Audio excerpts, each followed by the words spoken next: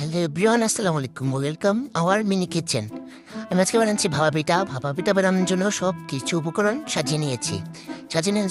নিয়ে আগুনটা মিনি চুলাতে আগুন জ্বালাতে অনেক কষ্ট হয়ে যায়, তাই আগুন জ্বালানোর পরে হাঁড়িটা বসিয়ে দিলাম। হাঁড়িটা বসিয়ে আমি একটু লাড়কি দিয়ে দিলাম, তারপর পানিতে ঢেলে দিলাম। পানিটা ফুটতে ফুটতে আমি সব উপকরণ মেখে নেব। বাটিটা নিয়ে আমি চালের গুঁড়ো নিয়ে নিলাম। চালের গুঁড়ো নিয়ে একটু লবণ নিয়ে নিলাম। লবণ নেওয়ার পরে আমি বাটারটাকে চালের গুঁড়োটাকে পানি দিয়ে মেখে নেব। যত সুন্দর করে মাখবো তত ভালো হবে পিঠাটা। তাই পিঠাটার গুঁড়িটা আমি ভালো করে মেখে নিচ্ছি। মেখে নেওয়ার পরে এটা যে মোলটা আমি বানাবো সেই মোলটার মধ্যে চালের গুঁড়ো দিয়ে দিচ্ছি, আর একটু দিয়ে দিলাম মিঠাই। মিশানোর পর একটু নারকেল দিলাম, নারকেল দেবো, আবার একটু চালের গুঁড়ো দিয়ে দিলাম।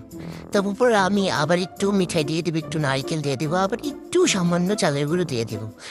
দেওয়ার পরে আমি পিঠাটাকে একটা কাপড় দিয়ে ঢেকে আমি হাঁড়িটার উপরে বসিয়ে দেবো।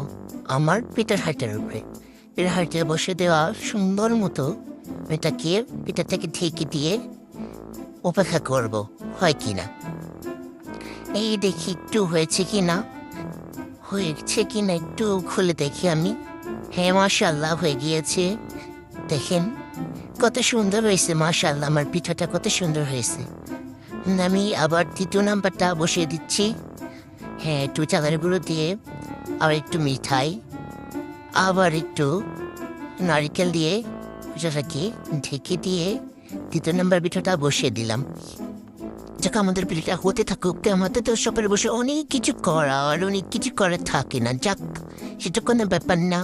এই আমার পিঠাটা হয়ে গেছে মনে হয়, যাক হয়ে যাক, সমস্যা নাই। আমার দ্বিতীয় পিঠাও হয়ে গিয়েছে। গাইস গাইস গাইস না, এবার মাশাআল্লাহ মাশাআল্লাহ মাশাআল্লাহ মাশাআল্লাহ।